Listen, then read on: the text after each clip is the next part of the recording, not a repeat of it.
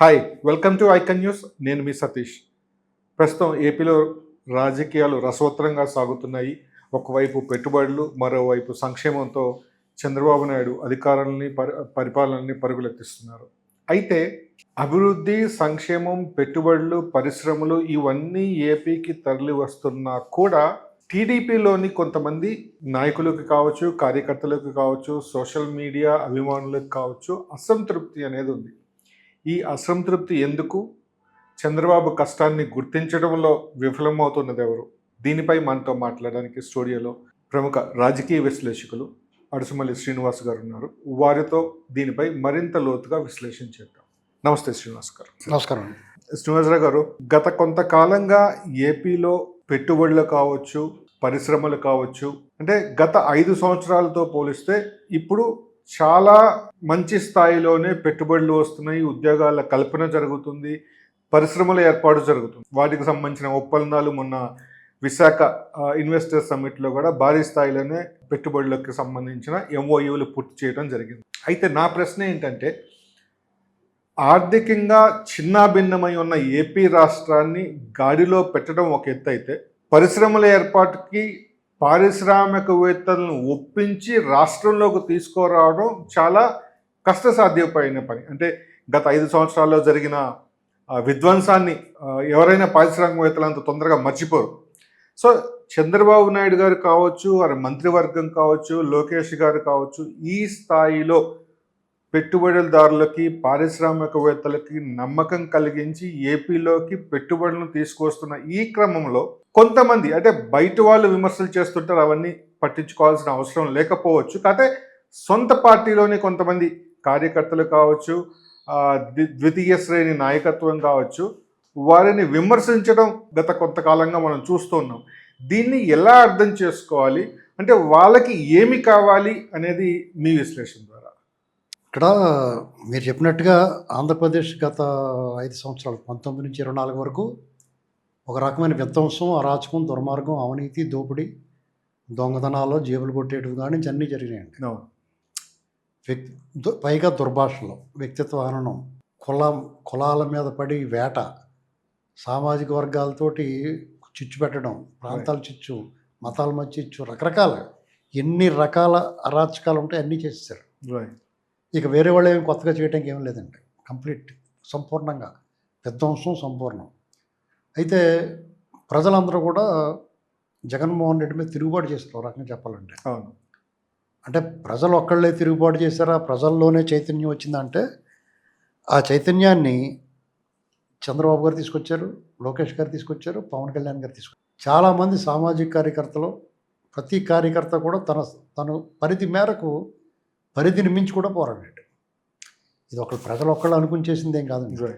ఎందుకంటే పదే పదే చంద్రబాబు నాయుడు గారిని టార్గెట్ చేసి ది డే బిగినింగ్ నుంచి ఆయన అమరావతి పర్యటనలో రాళ్ళు వేయటం మొదలుకొని, ఆయన ఇంటి గేటుకి తాళ్ళు కట్టడం మొదలుకొని, వైజాగ్ ఎయిర్పోర్ట్లోనూ, రేణిగుంట ఎయిర్పోర్ట్లో నిర్బంధాలు, రామతీర్థం వెళ్తుంటే రోడ్డు అడ్డగించడం, అనపర్తిలో 7 కిలోమీటర్లు నడిపించడం, ప్రాజెక్టుల సందర్శనకి వెళ్తే రాళ్ల దాడి చేయటం, చంపేయడానికి చూడడం, ఇలాంటి 1, 2 కాదండి.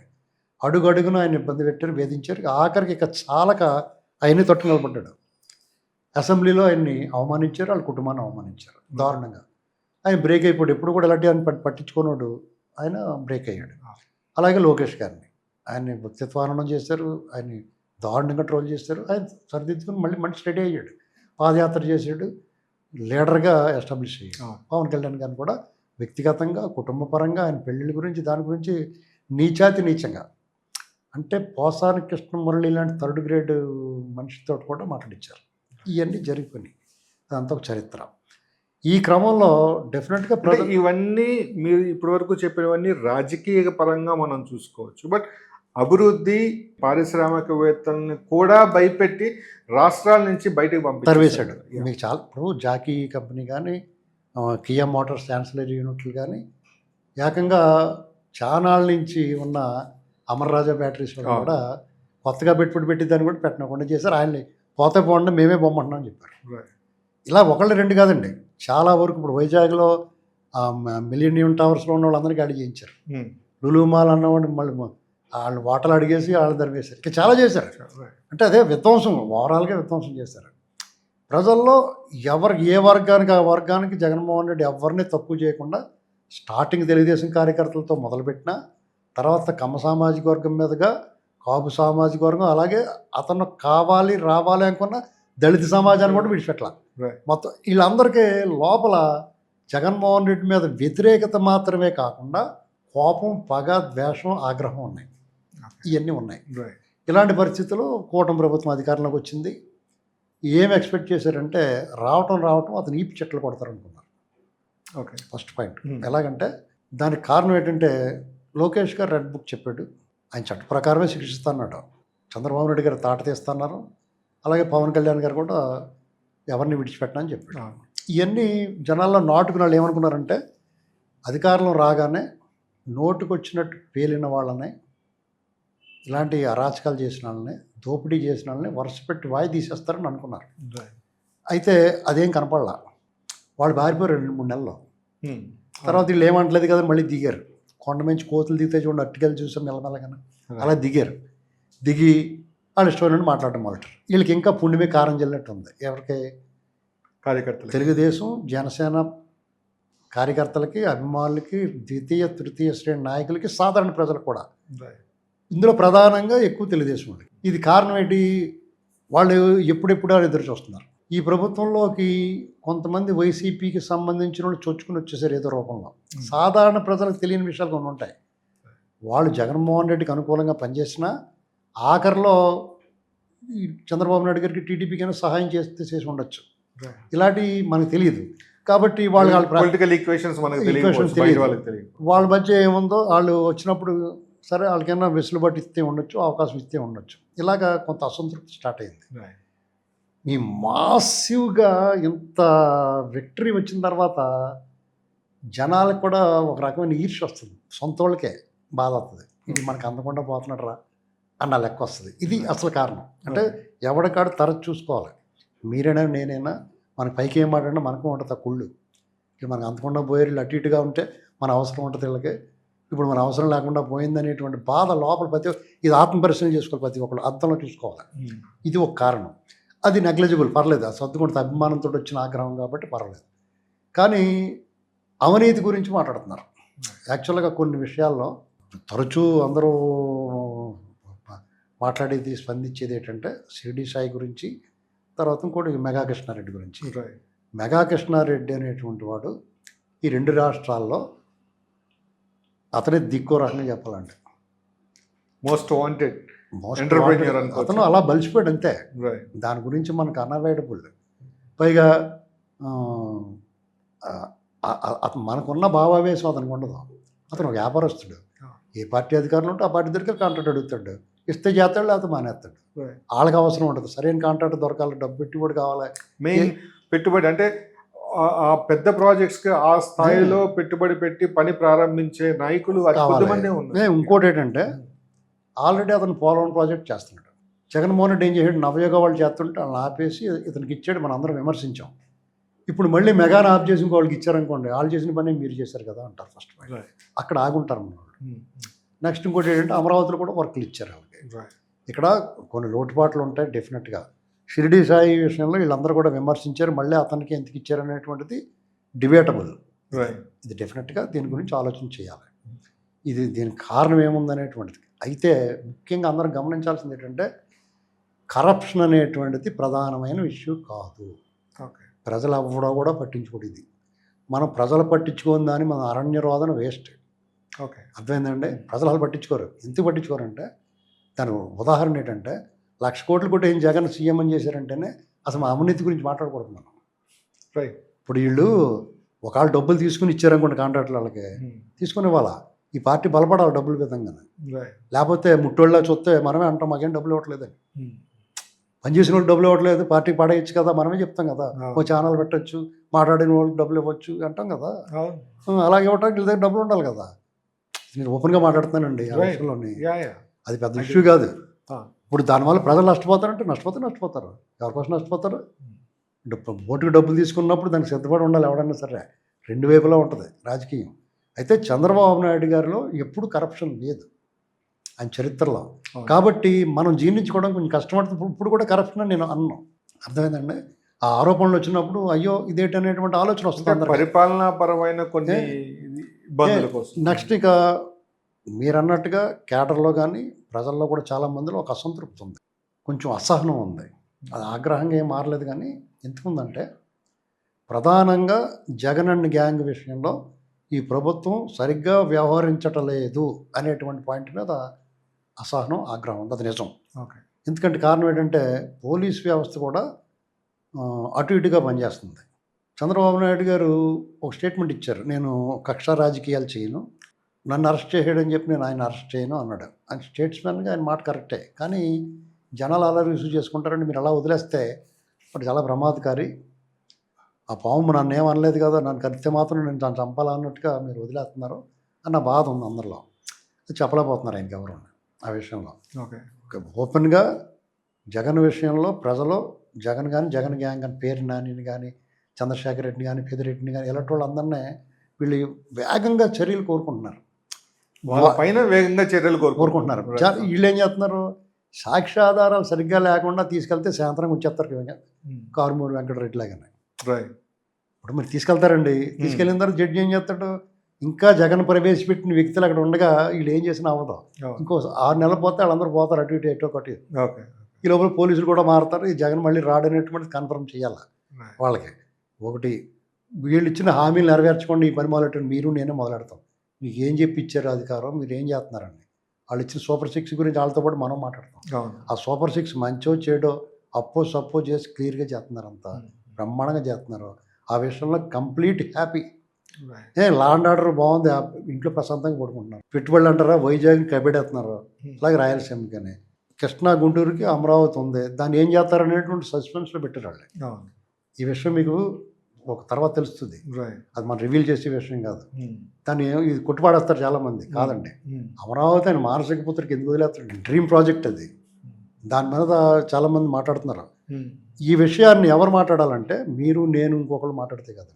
అమరావతి రైతులు జేఏసీ తాలూకు వ్యక్తులు ఎవరైతే ఉన్నారో, శివారెడ్డి పదవి వచ్చింది అతను మాట్లాడలేడు అనుకోవచ్చు, ఆవిడ రాయపాటి శైలేజ్ ఆవిడ పదవి వచ్చింది ఆవిడ మాట్లాడలేకపోవచ్చు, గద్దె తిరుపతిరావు ఉన్నాడు, సుధాకర్ ఉన్నారు, సుధాకర్ గారు ఉన్నాడు కదా, పువ్వాడ సుధాకర్ ఉన్నారు, ఇంకా వరలక్ష్మి, ఇలా కొంతమంది ఉన్నారు అక్కడ జేఏసీలో మహిళలు కానీ వాళ్ళు వచ్చి మాట్లాడాలా, వాళ్ళు నిజం చెప్పాలి. నిజంగా చంద్రబాబు నాయుడు గారి ప్రాధాన్యత లేదా, రైతులు ఏమనుకుంటున్నారు, సిఆర్డీఏ ఎలా వ్యవహరిస్తుంది, డెఫినెట్గా సిఆర్డీఏలో కొంత దురుసుతనం ఉందా కన్నబాబు కానీ అందరూ చెప్పుకుంటున్నారు, నిజమేనేమో కావచ్చు. కానీ ఇంకో వెర్షన్ వింటే అతను మాత్రం ఏం చేస్తాడు, అతను వైపు తినేస్తున్నారు అంటున్నారు.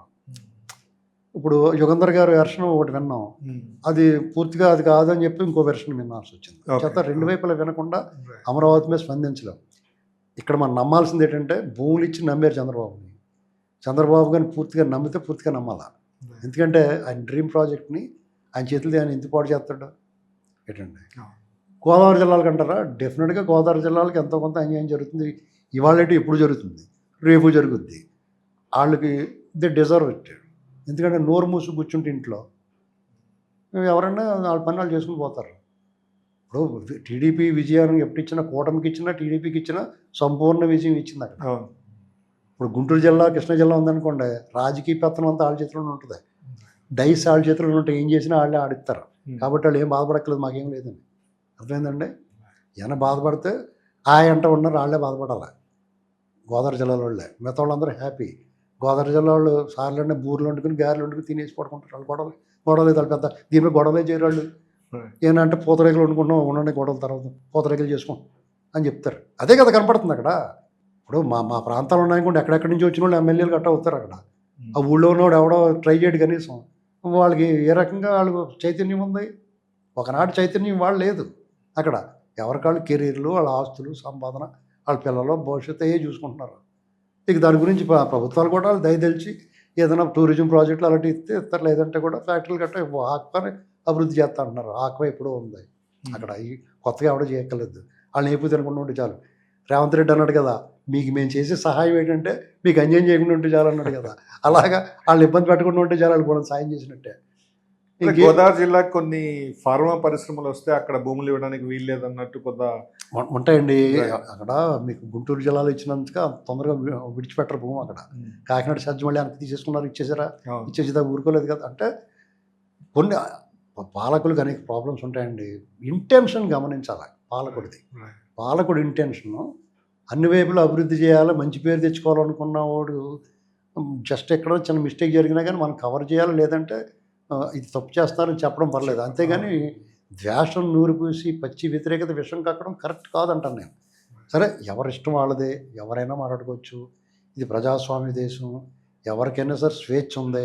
మనకు నచ్చకపోతే దాన్ని మనం ఫాలో అవటం మానేయాలి తప్ప వాళ్ళు మాట్లాడిందని నువ్వు మాట్లాడొద్దని చెప్పలేము ఎవరికి. ఎవరికి తోచింది వాళ్ళు మాట్లాడతారు. మనం మాట్లాడలేదా జగన్ని బందిపోడుతాం కానీ, అవును. అంతే ఇక్కడ. ఇకపోతే సంక్షేమం బాగా చేయగలుగుతున్నారు, పెట్టుబడులు బ్రహ్మాండం తీసుకొచ్చారు. అందులో సగం గ్రౌండ్ అయినా పర్లేదు.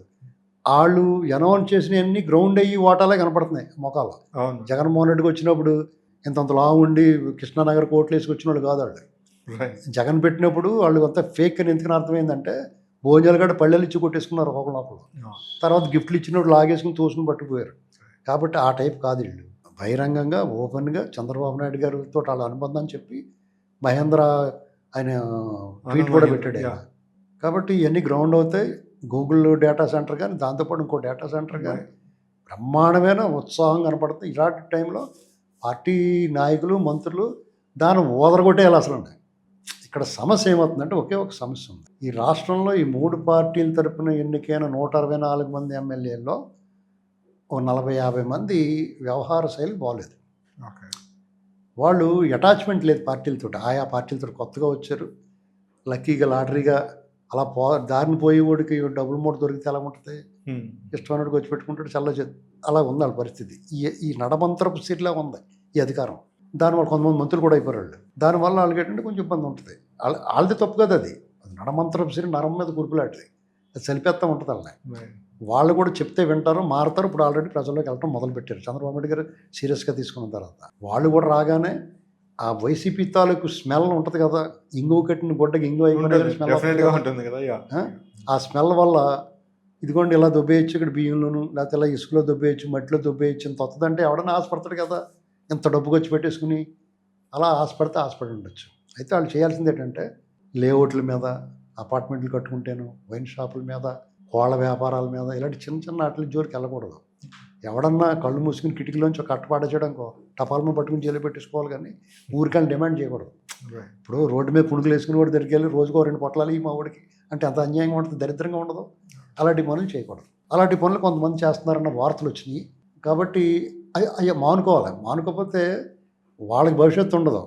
ప్రజల్లోకి ఒక రకమైన వాళ్ళు మారకపోతే పార్టీ మార్చేస్తుంది అంటున్నారు. వాళ్ళు అలా కాదండి. మరి ఇక్కడ సమస్య ఏంటంటే వాళ్ళకి ఇబ్బంది ఏముండదు. వాళ్ళు ఈ 5 సంవత్సరాల్లోనూ లైఫ్ టైం సెటిల్మెంట్ అయిపోతారు. అది కాకుండా వీళ్ళు వద్దంటే ఇంకో పార్టీ పోతాడు. సోషల్ స్టేటస్ వచ్చేసింది, ఫైనాన్షియల్ సెటిల్మెంట్ వచ్చేసింది. ఇంకా వాళ్ళకి ఏం కావాలి? జీవితంలో ఎమ్మెల్యే అవ్వను అనుకున్నవాడు ఎమ్మెల్యే అయిపోయాడు. గన్మెన్లు వచ్చేసారు.